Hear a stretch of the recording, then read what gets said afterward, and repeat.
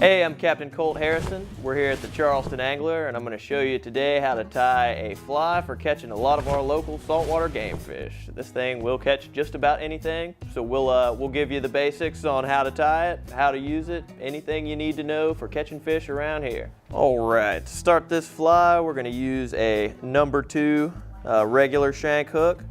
This hook is really sharp, really strong, and you'll need a big, sharp, strong hook to keep these local redfish on the end of your line. So we're gonna fix this thing in this vise right here. It's not going anywhere. First step, we've got to wrap our thread onto our hook. So we'll take the thread, lay it on the hook shank, and wrap back over itself. That way it'll lock on there. Thread's not going anywhere. Take your scissors, trim the tag end, and that's the start. You'll want to start this fly right about there, maybe 1/4 of the way back from the eye of the hook. Next step, we're going to take some of these lead eyes. These things add a little bit of weight to the fly and give it a more realistic appearance. Got his little eyeballs on there.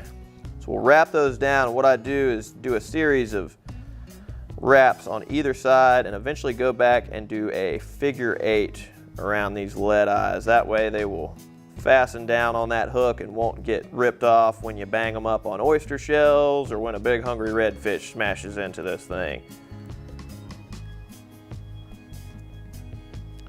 As you can see, eyes are on there good, not going anywhere. So wrap back in front of these eyes and apply the first bit of our material.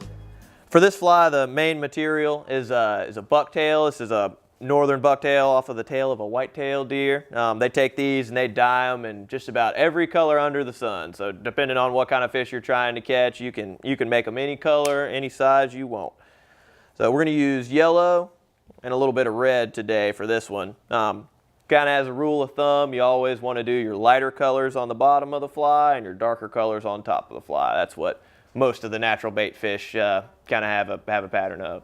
All right, we'll take this bucktail, trim the ends of it down so it lays down on the hook nice and pretty, and take a few wraps with our thread and secure this yellow bucktail to the hook.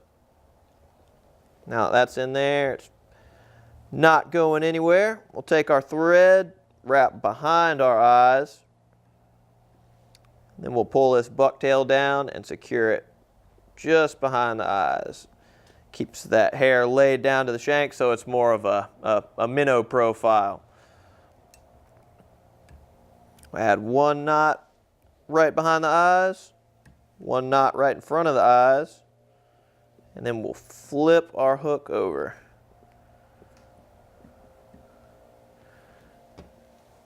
Now the next step is going to be adding flash to this thing. When this fly is underwater, you'll be retrieving it with kind of a jerking motion. So this flash, every time you retrieve it, gives it just a little bit of a sparkle, and that's kind of a trigger that turns a lot of game fish on to feeding. So we'll take about 6 to 8 strands of this flash, lay it down on our hook, tie it off, and then double it back over itself. That way we get more bang for our buck. So take this flash, kind of judge it compared to your bucktail, and right about where your bucktail ends, trim that flash off. That way we've got a nice even length on the bait.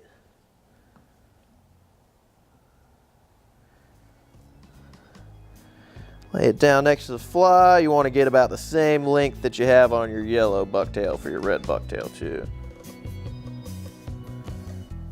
Lay it down right behind the eye and wrap your thread around it. You don't want to pull too tight because you don't want to let your thread break, but you don't want to let it too loose either. If your wraps are too loose, that bucktail will come out when you're fishing the fly, and that is the worst thing that can happen. All right, now that's all uniform. That is basically it. We'll take a knot. This is the whip finish. Wrap that down on the front of the fly. Pull it tight, trim it, it's ready to fish.